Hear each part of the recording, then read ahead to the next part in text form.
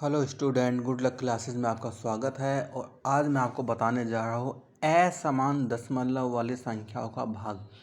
पहले मैंने बताया था समान दशमलव वाली संख्याओं का भाग, और आज आपको बताएंगे असमान। ऐसा होना जिनके अलग अलग संख्याओं के बाद पॉइंट है, उनका भाग कैसे किया जाएगा। तो मेरे साथ बने रहिए और चलते हैं अपने पहले क्वेश्चन पे। इससे पहला है 0.24। इसमें भाग किसका देना है हमें? 0.2 का। तो यहाँ देखो, पहली चीज़ तो वही जैसे हमने पहले बताया था भाग में, तो इसको बट्टे में लिख लेंगे। 0.24 बट्टे में लिख लिया 0.2। अब यहाँ तो 2 अंकों के बाद पॉइंट है, यहाँ 1 अंक के बाद पॉइंट है। तो फिर सबसे पहला काम हमें क्या करना है? पॉइंट हटाना है। यदि ऊपर से पॉइंट हटाया जाएगा तो अपनी नीचे 0 लगेगी, और नीचे से पॉइंट हटाया जाएगा तो ऊपर 0 लगेगी। कितने? जैसे मान लो ऊपर यहाँ अपने कितने अंक के बाद पॉइंट है? 2 अंकों के बाद है ना। तो अपने 2 0 मतलब क्या लग जाएगा? नीचे 100 लग जाएगा।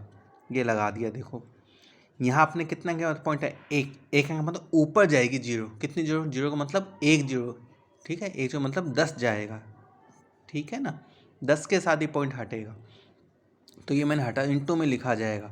अब देखो 24 का 10 से गुना 240, 2 का 100 से गुना 200।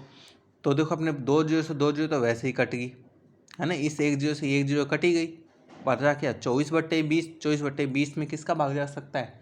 दोनों 4 के पढ़ाई में आते हैं। 4 का भाग 24 में देंगे। 4 6 24 और 4 5 20। तो इसका मान क्या आ गया? 6/5।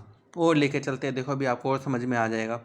जैसे सेकंड क्वेश्चन है 1.8। इसमें भाग किसका देंगे? 0.36 का। तो वही इधर वाली संख्या को हम बट्टे में लिखेंगे। 1.8 बट्टे में लिखा है 0.36।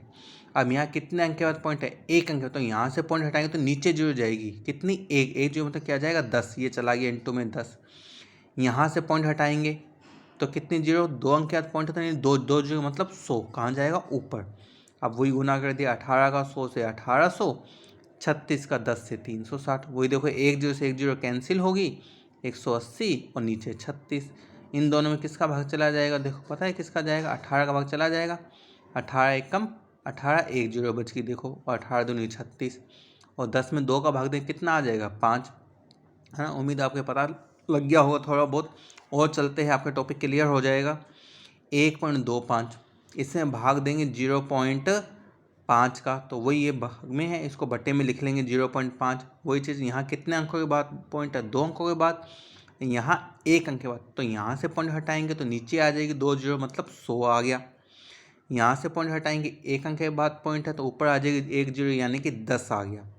अब 125 का 10 से गुना, 1 0 लगी यानी 1250। 5 का 100 से गुना 500।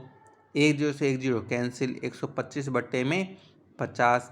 और दोनों किसके पढ़ाई में आते हैं? 25 में आते हैं। 25 में 125 का भाग देंगे, 25 5 125। 25 से 50 का भाग दें, 25 दूनी 50 यानी कि आ गया 5/2। नेक्स्ट चलते हैं 0.256। इसमें भाग देना है 0.16 का। तो वही इधर वाली संख्या को पहले बट्टे में लिखेंगे। अब यहाँ देखो कितने के पॉइंट है? 3 अंक के बाद। और यहाँ कितने अंक के बाद है? 2। तो यहाँ 3 अंक के बाद पॉइंट है तो नीचे कितनी 0?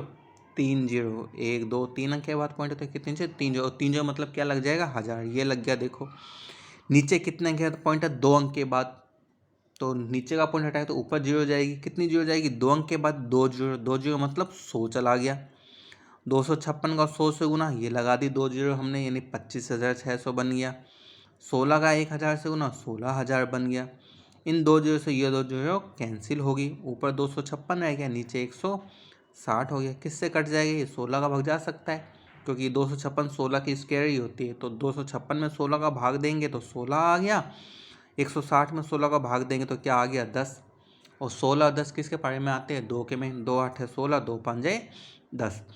ठीक है, तो इसका आंसर क्या आ जाएगा? 8/5। इस तरह से हम असमान दशमलव संख्याओं का भाग जो है वो पॉइंट हटा के, यानी दशमलव हटा के हल किया जा सकता है। उम्मीद है आपको ये वीडियो पसंद आई होगी, और जिस तरह से मेरे साथ इसी तरह से बने रहिए, क्योंकि मैं बहुत छोटे छोटे टॉपिक स्टार्टिंग से लेके चल रहा हूँ। मेरे साथ बने रहिए और आपके जो भी टॉपिक है क्लियर होते रहेंगे। मेरे साथ इसी तरह से बने रहिए। जिसको वीडियो पसंद आई हो प्लीज़ लाइक कीजिए, सब्सक्राइब कीजिए एंड शेयर कीजिए। Good bye.